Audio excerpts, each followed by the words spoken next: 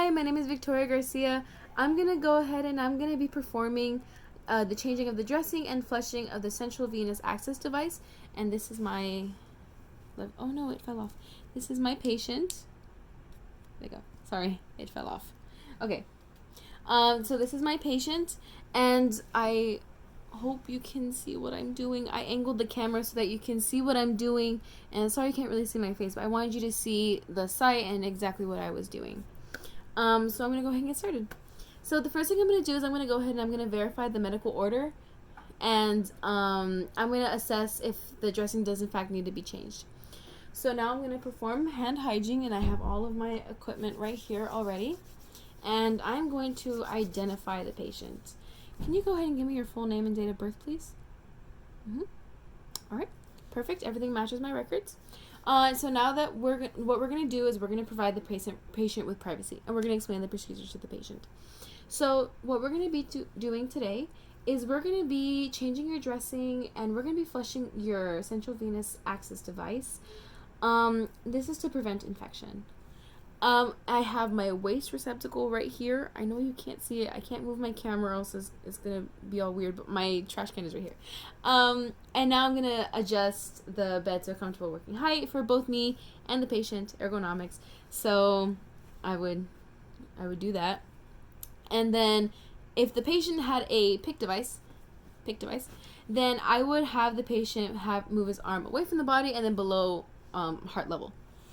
So now what I'm going to do is I'm going to go ahead and I'm going to set up my sterile field. So this is my sterile field. I have my sterile gloves here. I have my chlorhexidine swabs in here. I have my biopatch, my new biopatch in here also. So that's my sterile field that I have right there. So now what I'm going to do is I could apply a dressing over the patient for any exposed areas. But I'm going to put a mask on myself and on the patient. And I'm going to have the patient turn their head away from the central venous access device. So they would turn it away. And now what I'm going to do is I am going to go ahead and I'm going to turn off or pause the IV solution that's flowing. So I'm going to pause that, and I'm going to clamp each lumen. I'm only going to use this one because I'm a little low on supplies. So this is the lumen that I'm going to be using. Excuse me. So now what I'm going to do is I'm going to go ahead and I'm going to put on clean gloves. I have clean gloves right here. And what I'm going to do is I'm going to assess the site through the old dressing, and I'm going to notice if there's any sutures present, and it looks good. I'm not seeing any extra date. And now what I'm going to do is I'm going to go ahead and I'm going to palpate the area for any pain or tenderness or discomfort. Can you please let me know if you're feeling any pain or discomfort? None? All right, perfect. So now what I'm going to go ahead and do is I'm going to remove the old dressing and the biopatch. And how I'm going to do this is I'm going to stabilize the catheter, and I'm going to lift the patch.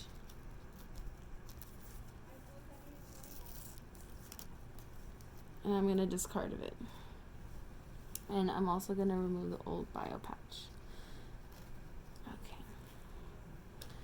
So, now that I've done that, I'm going to remove my gloves. Okay. And I'm going to don my sterile gloves. I actually do have sterile gloves here at my house, so I'm going to don those. I'm a little limited on space here, so let's see how this goes.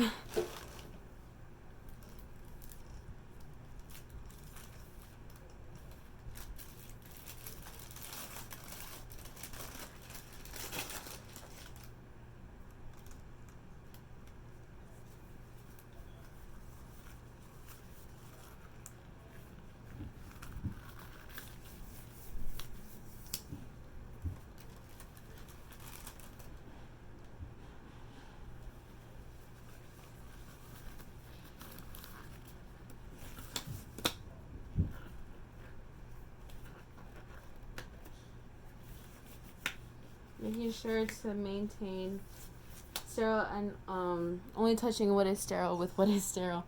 So now what I'm gonna go ahead and do is I am going to with a antimicrobial wipe, I would blot any blood that's coming out of the insertion site. But so wipe with an antimicrobial wipe and discard. So now what I'm gonna do is I'm gonna go ahead and I'm going to clean the site using the chlorhexidate antimicrobial swabs, and I made a little thing for them to sit. And I would apply it directly over the insertion site and in gentle back and forth motions, and then also 2 to 3 inches from the site.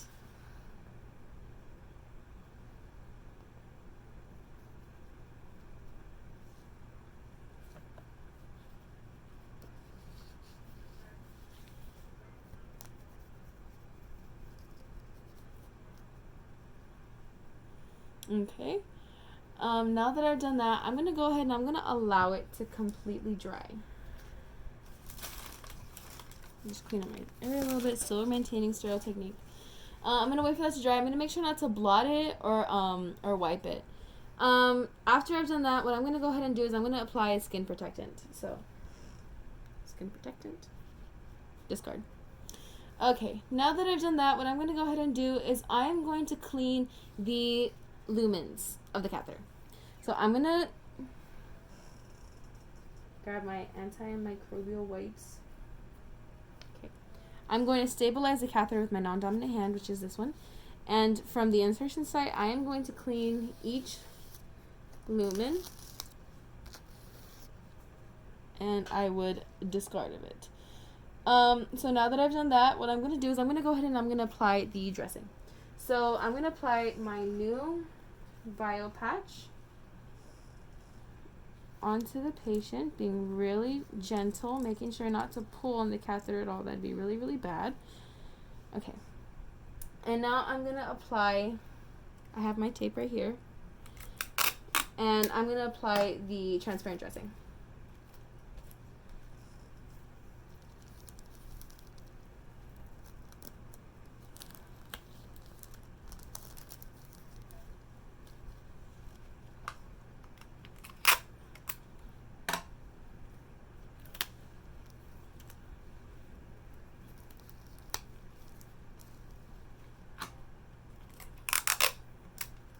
Okay. Okay.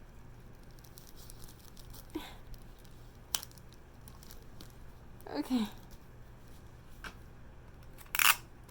The one in the video on the book was a lot easier. Okay.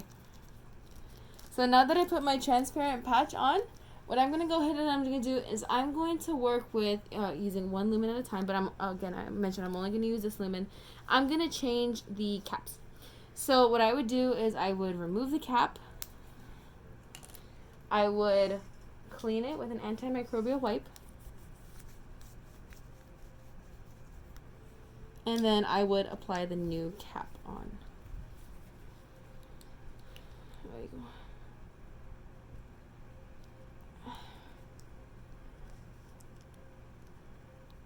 There you go. Oh, that was a little difficult. Okay, so now that I've done that, I would do that for each of the lumen caps. So now what I'm going to do is I'm going to go ahead and I am going to measure the length of the catheter from the insertion site to where it is. And then I would document that. Okay, and I would document that. The next thing that I'm going to go ahead and do is, now that I have changed all the caps, I am going to flush out the catheter and each lumen. So using my IV solution, what I would do is, oh no, I put it on backwards. Okay, so now what I'm going to go ahead and do is I am going to cleanse the cap with an antimicrobial wipe. Okay. And now I am going to aspirate the lumen until I see a flash of blood. So I see it. And now I'm going to infuse the normal saline, or not normal saline, I think it's saline. into the patient at 1 minute. So I'm going to do that. Oh, whoops. I forgot to unclamp. Now I would unclamp it, obviously, or else that's not going to work. I would, again, the aspirate, and then I would infuse the saline. And then I would do the same for the heparin. So I would get the heparin, and I would insert the heparin, again at 1 minute or according to hospital policy. And I would do that for each lumen. Okay, so now that I've done that, what I'm going to go ahead and do is now I'm going to remove my gloves.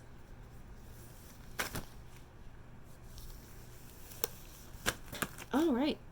And then I would label the dressing when it was changed, my initials, and what kind of dressing it is.